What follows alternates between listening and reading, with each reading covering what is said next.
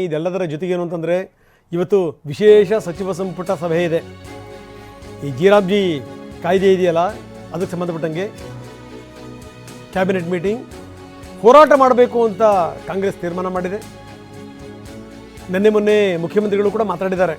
ಮಹಾತ್ಮ ಗಾಂಧಿ ಅವ್ರನ್ನ ಪದೇ ಪದೇ ಕೊಲ್ತಾ ಇದ್ದಾರೆ ಕೇಂದ್ರದವರು, ವಿಶೇಷ ಅಧಿವೇಶನ ಮಾಡಬೇಕು ಇದ್ರ ಬಗ್ಗೆ ಅನ್ನುವಂಥ ತೀರ್ಮಾನಕ್ಕೂ ಕೂಡ ಬರಬಹುದು ಅಂತ ಚರ್ಚೆಗಳು. 1-2 ದಿನ ವಿಶೇಷ ಅಧಿವೇಶನ ಮಾಡಬೇಕು ಅಂತ. ಬನ್ನಿ, ಪ್ರಸನ್ನ ನಮ್ಮ ಜೊತೆಗೆ ಈಗ ಸಂಪರ್ಕದಲ್ಲಿದ್ದಾರೆ. ಪ್ರಸನ್ನ, ನಾವು ಮಾತಾಡ್ತಾ ಇದ್ವಿ, ನಾಯಕರುಗಳು ಯಾವ್ಯಾವ ಸಂದೇಶವನ್ನು ರವಾನಿಸಿದರು ರಾಹುಲ್ ಗಾಂಧಿ ಅವರ ಜೊತೆಗೆ ಅನ್ನುವಂಥದ್ದು ಒಂದು ಸಂದೇಶ.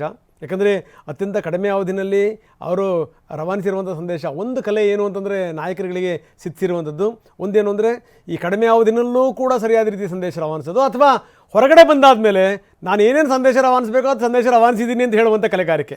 ಅದ್ರಲ್ಲಿ ಯಾವ್ದು ನಂಬಬೇಕು ಅನ್ನುವಂಥದ್ದು ನಮಗೆ ಮತ್ತು ಜನರಿಗೆ ಬಿಟ್ಟಂಥ ಸಂಗತಿ. ಅದು ಒಂದು ಕಡೆಗೆ.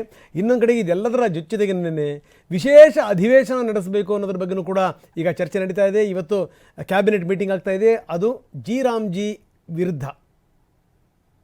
ಹೌದು ರಂಗನಾಥ್, ನರೇಗಾ ಅಂದ್ರೆ ಮಹಾತ್ಮ ಗಾಂಧಿ ನರೇಗಾ ಯೋಜನೆಯ ಹೆಸರನ್ನ ಬದಲಾಯಿಸಿ, ಅದರ ರೂಪುರೇಷೆಗಳನ್ನ ಬದಲಾಯಿಸಿ ಇದೀಗ ಕೇಂದ್ರ ಸರ್ಕಾರ ವಿಬಿಜಿ ರಾಮ್ಜಿ ಅನ್ನುವಂತ ಯೋಜನೆಯನ್ನ ಜಾರಿಗೊಳಿಸಿದೆ. ಅದಕ್ಕೆ ಸಂಬಂಧಪಟ್ಟ ಹಾಗೆ ಕಾಯ್ದೆಯ ರೂಪವೂ ಕೂಡ ಆಗಿದೆ. ಆದ್ರೆ ಇದನ್ನ ವಾಪಸ್ ಹಿಂಪಡಿಬೇಕು ಅಂತ ಹೇಳಿ ರಾಜ್ಯ ಸರ್ಕಾರ ಹೋರಾಟವನ್ನ ಮಾಡೋದಕ್ಕೆ ತೀರ್ಮಾನವನ್ನ ತೆಗೆದುಕೊಂಡಿದೆ. ಹಿಂದೆ ಇದ್ದಂತಹ ನರೇಗಾವನ್ನೇ ಹಾಗೆ ಉಳಿಸ್ಕೊಳ್ಬೇಕು ಅನ್ನುವಂಥದ್ದು ಒಂದು ಅಂಶ. ಮತ್ತು ಈ ಯೋಜನೆಯಲ್ಲಿ ಮಹಾತ್ಮ ಗಾಂಧಿ ಅವರ ಹೆಸರನ್ನ ಬಿಟ್ಟಂತ ಕಾರಣಕ್ಕೋಸ್ಕರ ಸೈದ್ಧಾಂತಿಕವಾದಂತಹ ಹೋರಾಟವನ್ನು ಕೂಡ ನಡೆಸಬೇಕು ಅಂತೇಳಿ ತೀರ್ಮಾನವನ್ನ ತೆಗೆದುಕೊಳ್ಳಲಾಗಿದೆ. ಇದಕ್ಕೆ ಸಂಬಂಧಪಟ್ಟ ಹಾಗೆ ಮುಂದಿನ ಕಾನೂನು ಹೋರಾಟ ಮತ್ತು ಮುಂದಿನ ರಾಜಕೀಯ ಹೋರಾಟವನ್ನ ಚರ್ಚೆ ಮಾಡೋದಕ್ಕೆ ಇವತ್ತು ಸಚಿವ ಸಂಪುಟ ವಿಶೇಷ ಸಭೆಯನ್ನ ಕರೆಯಲಾಗಿದೆ.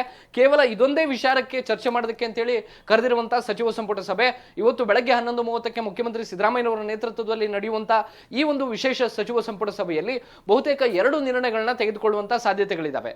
ಒಂದು, ಕಾನೂನು ಹೋರಾಟ ಅನ್ನೋದಾದ್ರೆ ಸುಪ್ರೀಂ ಕೋರ್ಟ್ ನಲ್ಲಿ ದಾವೆ ಹೂಡೋದಕ್ಕೆ ಈಗಾಗಲೇ ಒಂದು ಪ್ರಾಥಮಿಕ ಹಂತದ ಚರ್ಚೆಗಳು ನಡೀತಾ ಇದ್ದಾವೆ.